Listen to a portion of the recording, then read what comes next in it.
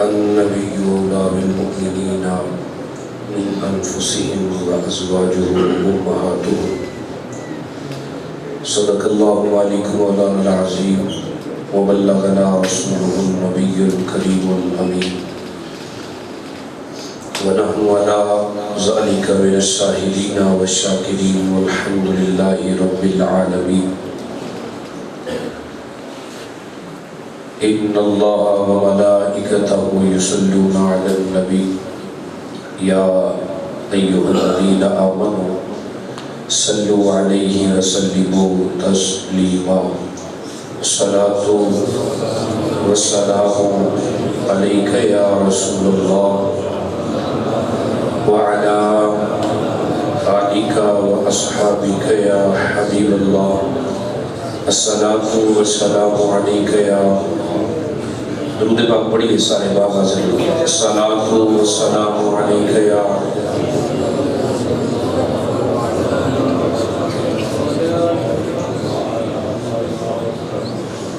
اللہ تعالیٰ کی حمد و ثنا کے بعد آقا نامدار حبیب پروردگار میرے اور آپ کے کریم آقا صلی اللہ تعالی علیہ وآلہ وسلم آپ کی کریم بارگاہ میں نذرانہ عقیدت و محبت پیش کرنے کے بعد حضرات ذوالفقار اللہ رب العالمین کی لاریب اور خوبصورت کتاب ربانی حضور کی زندگی مطہرہ کی عکاسی فرماتی ہے، اور رب کا قرآن کہتا ہے کہ میرا نبی مومنوں کی جانوں سے بھی زیادہ نزدیک ہیں، اور جو سید الانبیاء صلی اللہ تعالی علیہ وسلم کی ازواج مطہرات ہیں وہ ساری کائنات کے لوگوں کی مائیں لگتی ہیں، اور میرے اللہ نے یہ شرف اور اعزاز کائنات میں ان خواتین کو بخشا ہے کہ جن کے متعلق اللہ کا قرآن کہتا ہے یا نساء النبی لستن کاحد من النساء، اے نبی کی ازواج پوری کائنات کے اندر کوئی ایک عورت بھی ایسی نہیں ہے جو تم جیسی ہو۔ توجہ ہے یا نساء النبی لستن کاحد من احد، جیسے نا قرآن میں آیا قل هو اللہ، کہہ دو کہ اللہ ایک، اسی طرح یہ بھی ہے یا نساء النبی لستن کاحد من، کوئی ایک عورت بھی کائنات میں ایسی نہیں ہے جو سید المرسلین کی ازواج کی طرح ہو۔ اللہ نے ساری کائنات سے چن کے جو افضل ترین خواتین تھی نا وہ اللہ نے میرے نبی کے عقد میں داخل فرمایا۔ سید المرسلین صلی اللہ علیہ وسلم فرماتے ہیں جن کے ہاں میں نے اپنی بیٹیوں کے نکاح کیے، یعنی جو اشخاص میرے گھر میں دلہے بن کر آئے وہ بھی اللہ کی مرضی سے آئے، اور جن کے گھر میں دلہا بن کے گیا میں بھی اللہ کی مرضی سے ہی۔ اب ایمانداری سے بتائیے گا کہ ہم اپنے کسی بچے کا نکاح کریں، شادی کریں، ہم درمیان میں کسی ثالث کو ڈالتے ہیں، تیسرے بندے کو جو لڑکی والوں کو بھی جانتا ہے اور لڑکے والوں کو بھی جانتا ہے، اور پھر دونوں کی طرف سے تسلی کرتا ہے، کہتا ہے کہ جناب تم دونوں باکردار بندے ہو، با اخلاق لوگ ہو، اور تم دونوں کا نظریہ بالکل یکجا ہے، ایک جیسا ہے، اور تم لوگوں کا گزارا اچھے سے ہو جائے گا، آپ پریشان نہیں ہو۔ اگر کوئی دنیا کا بندہ رشتہ کروا رہا ہو تو لوگوں کو اس پہ بڑا یقین ہوتا ہے اور مصطفیٰ کے رشتے تو رب نے کروائے ہیں۔ میرے کریم رؤوف الرحیم نبی کے جتنے بھی عقد مبارکہ ہوئے یہ میرے رب ذوالجلال نے فرمائے۔ حضرات ذوالفقار ہم اپنی دو والدہ مقدسہ کا ذکر کر چکے ہیں، الحمدللہ ہم حلالی اولاد ہیں، ہم نبی کی بیویوں کو اپنی مائیں مانتے ہیں۔ کیوں جی؟ ٹھیک بات ہے نا؟ اہل سنت کا یہ عقیدہ ہے، کیونکہ ہم حلال زادے ہیں اور ہم اپنی ماں، کیونکہ جس کو لوگوں نے میری ماں کہا، جس کو زمانے نے میری ماں کہا، جس کو کائنات والوں نے ماں کہا، ممکن ہے اس میں کوئی شک ہو جائے، لیکن جس کو اللہ کا قرآن ماں کہا ہے، اس کی عظمت تو وراء الورا ہے۔ ذرا توجہ ہے جی سب کی۔ حضور سید المرسلین صلی اللہ علیہ وسلم کی 2 ازواج مطہرات یعنی اپنی 2 والدہ مقدسہ کا ہم ذکر کر چکے ہیں۔ اگر آپ کو نام یاد ہے تو ذرا فرما دیجئے تاکہ مجھے یاد آ جائے۔ پہلی ہم نے تذکرہ کیا تھا، نام کیا تھا؟ حضرت خدیجہ الکبریٰ۔ دوسری مقدس ہستی کا ہم نے ذکر کیا تھا، ان کا نام تھا حضرت عائشہ الصدیقہ رضی اللہ تعالیٰ عنہ۔ حالانکہ عقد کے لحاظ سے یہ تیسری بیوی ہے، حضرت عائشہ نکاح کے لحاظ سے، عقد کے لحاظ سے یہ تیسری ازواج مطہرات ہے، چونکہ فضیلت کے لحاظ سے یہ سیدہ خدیجہ الکبریٰ کے فوراً بعد ہے، اس لیے میں نے ان کا تذکرہ پہلے کر دیا۔ اب ویسے وہاں جو ہماری ترتیب ہے وہ اور ہے، لیکن میں ترتیب ویسے بیان کروں گا جیسے جیسے یہ نبی کے نکاح میں آئی تھی۔ سمجھ آئیے آپ کو؟ حضور علیہ الصلوۃ والتسلیم میرے اور آپ کے کریم آقا صلی اللہ علیہ وسلم کی حضرت خدیجہ سے 4 صاحبزادیاں اور 3 صاحبزادے مبارک ہیں۔ صاحبزادے تو بچپن میں وصال کر گئے، لیکن 4 صاحبزادیاں حضور کے گھر میں موجود تھیں۔ تو سید الانبیاء صلی اللہ تعالی علیہ وسلم آپ کی زوجہ پاک حضرت ام المومنین سیدہ طیبہ طاہرہ اور شفیقہ بیوی حضرت خدیجہ الکبریٰ کا وصال ہو گیا، جن سے حضور کائنات کی ہر چیز سے بڑھ کے محبت فرماتے تھے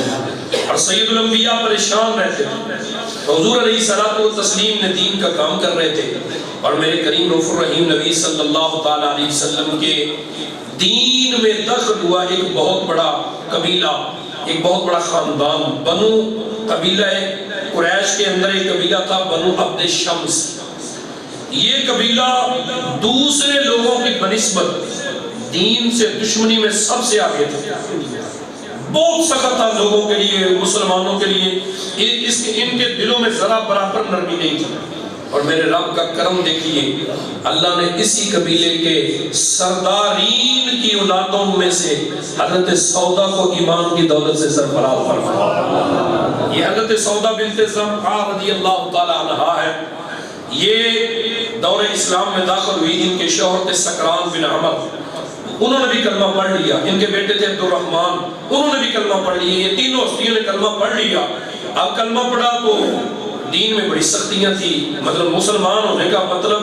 آپ لوگ سمجھ رہے ہیں کہ اپنے ہاتھ پہ اپنی جان کا رکھنا تھا۔ کفار نے بڑے ظلم و تشدد کرنے، اور پھر اتنا بڑا وہی قبیلہ کہ جو قبیلہ اسلام دشمنی سے سب سے آگے تھا، انہی کے خاندان سے ایک لڑکی اور اس کا شوہر اس کا بیٹا کلمہ پڑھ جائے تو پھر مزید دشمنی اور اوپر کے باہر آئی۔ تو حضرت زیبتکار حضرت سودا رضی اللہ تعالیٰ عنہ، آپ کے شوہر نامدار جناب حضرت سکران، انہوں نے بھی کلمہ پڑھا، آپ کے صاحبزادے نے بھی کلمہ پڑھا، لیکن ان کا جب آپ ہجرت حبشہ سے واپس تشریف لائیں تو ان کے شوہر کا انتقال ہو گیا۔ اب واحد کفیل اور سہارا تو وہی تھے جو سنبھالنے والے تھے، گھر کے ذمہ دار تھے۔ تو حضرت سودا رضی اللہ تعالیٰ عنہ بڑی تنہا ہو گئی، قبیلہ ادھر سے بڑی دشمنی کر رہا تھا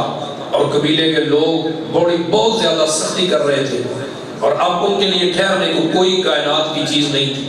حضرت سودا بڑی پریشان تھی۔ تو ایک دن حضرت حالہ بنت حکیم، یہ حضور سید الانبیاء صلی اللہ تعالیٰ علیہ وسلم کی بڑی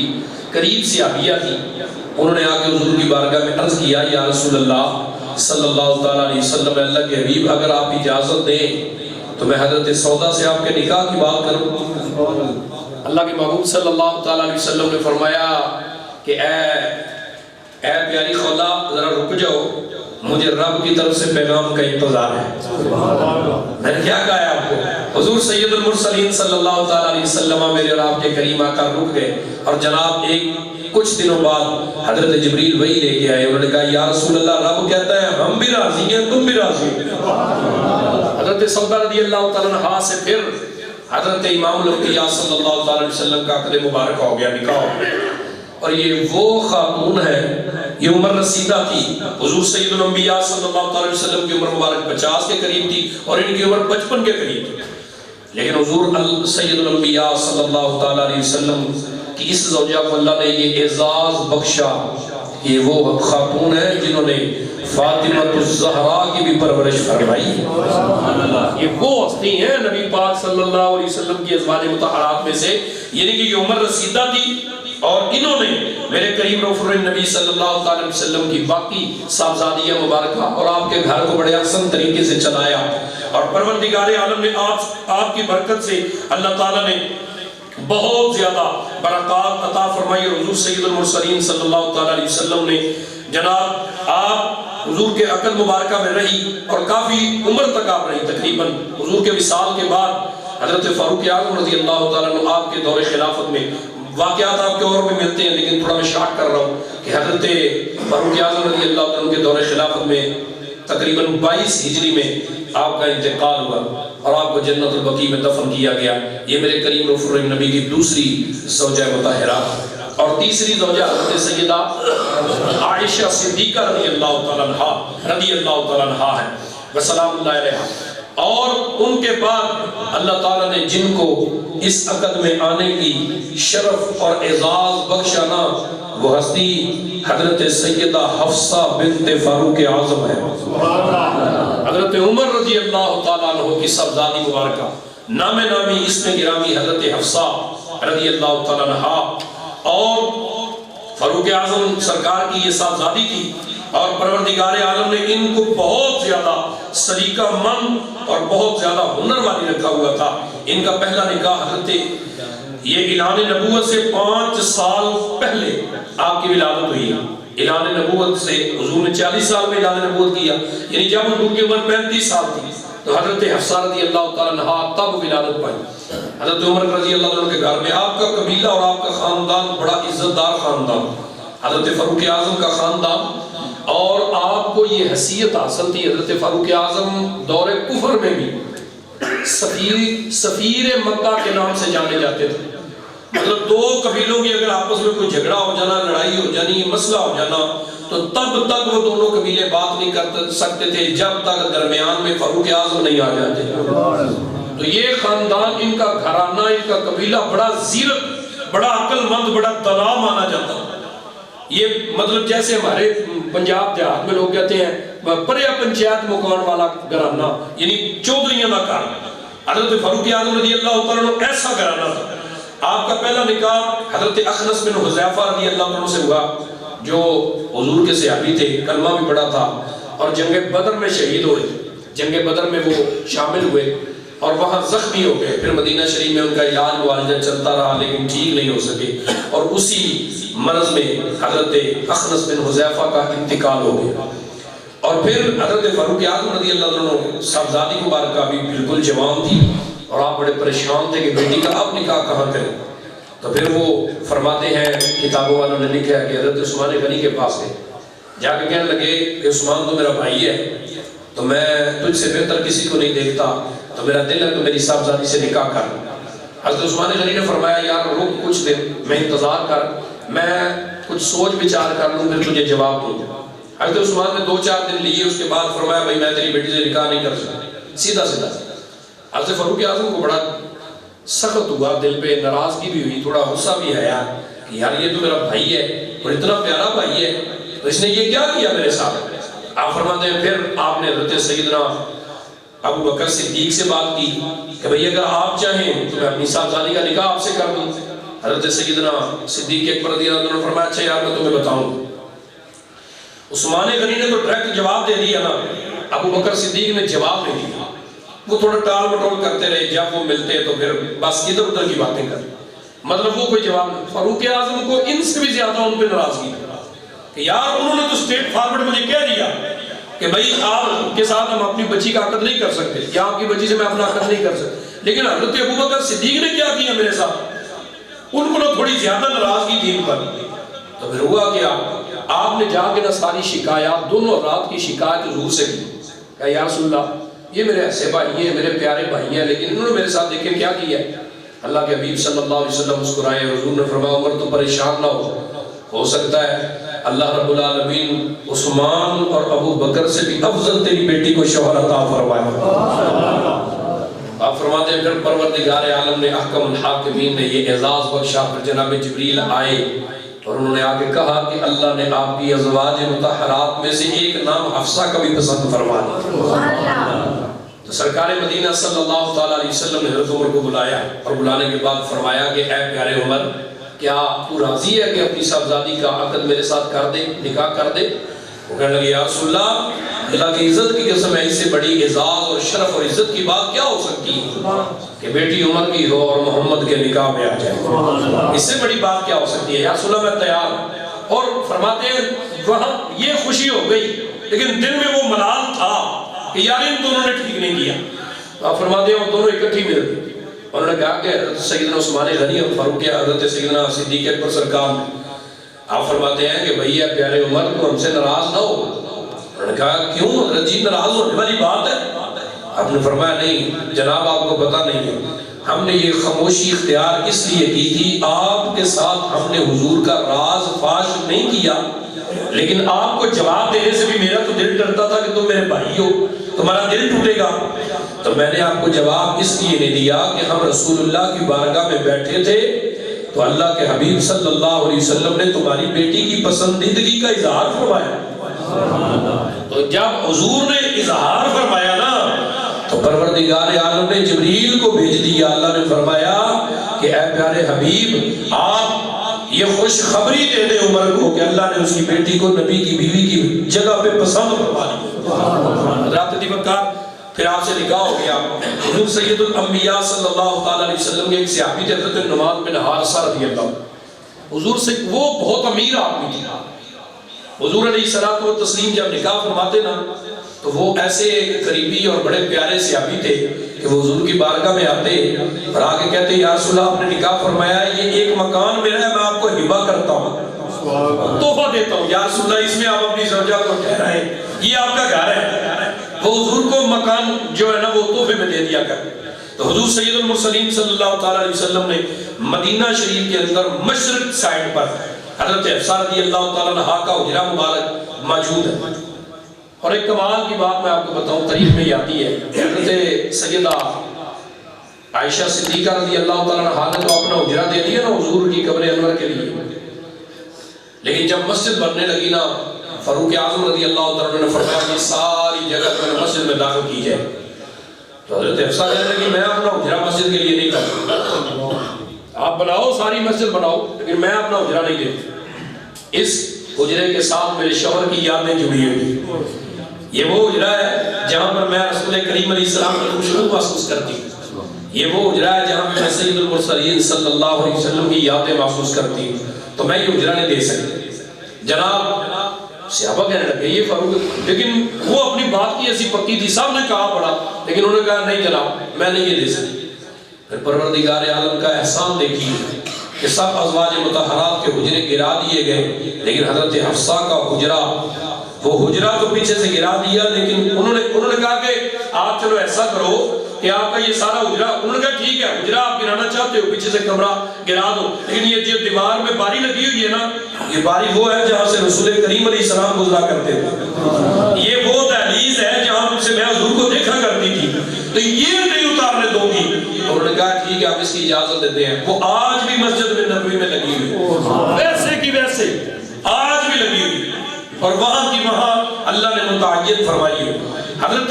جب آپ دائرہ اسلام جب آپ حضور کے عقد میں آ گئی، حضور علیہ الصلوۃ والتسلیم کی ایک صحابیہ تھی شفا بنت عبداللہ، وہ عورتوں کی مفتیہ تھی، عورتوں کی بہت بڑی مفتیہ تھی، عورتوں کی عالمہ تھی، وہ عورتوں میں واعظ و نصیحت فرماتی، آج کی ہماری عورتوں کی طرح نہیں تھی۔ یاد رکھیں یہ جو ہماری عورتوں کی محفلیں ہوتی ہیں اللہ ماشاءاللہ اللہ معاف فرمائے ان سے، یاد رکھیے گا میں بار بار یہ گزارشات کرتا ہوں کہ رسول کریم علیہ الصلوۃ والتسلیم نے فرمایا اگر عورت کی آواز کا اتنا پردہ ہے کہ جب اگر عورت کے قرآن پڑھنے کی آواز اگر کوئی غیر بندہ سنے گا وہ عورت جنت میں داخل نہیں ہو۔ امام کو رسول اللہ کی حدیث سنا کوئی بندہ اس باب و گمان میں نہ رہے کہ میری بیٹی نعت پڑھ رہی ہے، میری بیٹی جناب قرآن پڑھ رہی ہے، نہ بابا، اس کا تصور ہی نہیں ہے دین میں، کوئی تصور نہیں ہے۔ عورت کو تو اللہ نے پردے کے لیے رکھا ہے۔ اللہ کے قرآن نے نہیں کہا کہ اگر عورتیں آپ کے دروازے کے اوپر اگر کوئی سائل آ جائے، صدا کرنے والا، سوال والا، کوئی رشتہ دار، کوئی عزیز و اقرب، تو جناب عورت کے لیے حکم یہ ہے کہ وہ کرخت آواز کے ساتھ، خاردار آواز کے ساتھ، سخت آواز کے ساتھ اس کی بات کا جواب دو۔ قرآن نے کہا ہے کہ ایسا نہ ہو کہ تم مدھر آواز میں بولو، تم نرم آواز میں بولو، وہ سننے والا دل کا مریض ہو جائے، وہ کہے کہ جس کی آواز اتنی خوبصورت ہے وہ خود کتنی خوبصورت ہو۔ اگر اس کے ذہن میں یہ بھی خیال آیا تو تو جنت میں نہیں جائے۔ اتنی سختی ہے عورت کے لیے دین اسلام نے کیوں کہا ہے نا؟ جناب سوچے تو صحیح نا۔ میں نے آپ کو روایت پڑھ کے سنائی ہے، جناب علامہ ابن حجر مکی رحمہ اللہ نے لکھا ہے، آپ فرماتے ہیں کہ حضور سید المرسلین نے فرمایا کہ بندہ مرد اللہ کی عبادت کرے، 35 سال ریاضت عبادت کرے، نفل و نوافل پڑھے، قرآن پڑھے، جناب ذکر و اذکار کرے، اللہ کرے، تو ولایت کے جس منصب پہ وہ مرد پہنچے گا نا 35 سال کی عبادت کے بعد، عورت صرف اپنے چہرے پہ کپڑا کر لے تو وہ وہاں پہنچ جاتی ہے۔ عورت کے لیے یہ احساس ہے، عورت بس اپنا چہرہ چھپا لے۔ حضور نے جب پوچھا تھا صحابہ سے بتاؤ عورت کے اندر خوبیاں کون سی ہونی چاہیے، تو سیدہ فاطمہ الزہرا نے کیا بتایا تھا کہ یا رسول اللہ عورت میں 2 خوبیاں ہونی چاہیے کہ نہ وہ کسی غیر کو دیکھے نہ کوئی غیر اس کو دیکھے۔ اللہ کے حبیب نے فرمایا صدقت فاطمہ، تو نے سچ کہا، اور وہ عورت اللہ کے ہاں مقبول ہو جاتی ہے، وہ عورت رب کی بارگاہ میں مقبول ہو جاتی ہے۔ حضرت ابی بکر سید المرسلین صلی اللہ تعالی علیہ وسلم کے غلاموں، یہ حضرت شفا بنت عبداللہ مفتیہ تھی اپنے زمانے کی، اور خواتین کو علم سکھاتی تھی، دین کی باتیں سکھاتی تھی۔ تو حضرت شفا بنت عبداللہ رضی اللہ تعالی عنہا کو حضور نے حکم دیا کہ حضرت حفصہ جو ہے وہ بڑی زیرک ہے، بڑی دانا ہے، بڑی سمجھدار ہے، تو آپ ہمارے گھر میں آیا کرو اور آ کے حضرت حفصہ کے ساتھ علم میں تکرار کیا کرو۔ تکرار اس کو کہتے ہیں جیسے حافظ قرآن کا دورہ نہیں کرتے، یعنی یہ کہ حافظ دوسرے کو سناتا ہے، دوسرا پہلے کو سناتا ہے۔ تو فرمایا سرکار کونین نے کہ آپ ہمارے گھر آیا کرو اور علم پر مذاکرہ کیا کرو، ایک دوسرے کے ساتھ اپنے علم کی باتیں بانٹا کرو، جو اس کو پتہ ہے وہ تجھے پتہ چلے گی، جو تجھے پتہ ہے وہ اس کو پتہ چلے گی۔ حضور علیہ الصلوۃ والتسلیم نے حضرت حفصہ رضی اللہ تعالیٰ عنہا حضور علیہ الصلوۃ والتسلیم کی وہ ازواج مطہرات میں سے ہیں جو علم میں اتنی بلند پایا تھی کہ جناب والی اللہ رب العالمین نے، باقی سب ازواج بڑی شان والی ہے لیکن جو خاص اعزاز حضرت حفصہ کا ہے نا وہ یہ اعزاز ہے کہ وہ رسول کریم علیہ الصلوۃ والتسلیم کے ان کو جبریل امین نے آ کے بشارت دی کہ یا رسول اللہ رب کہتا ہے کہ حفصہ وہ ہے، یہ دنیا میں بھی آپ کی بیوی ہے، یہ آخرت میں بھی آپ کی بیوی ہے، جن کے بارے میں خاص جبریل امین نے کہا جنت میں آپ کی بیوی ہو۔ باقی بھی سب اتباع حضور کے ساتھ، کیونکہ حضور کا تعلق اور ہے نا، ہم جیسا نہیں، ہم جب مر جائیں گے تو ہمارے رشتے ختم ہو جائیں،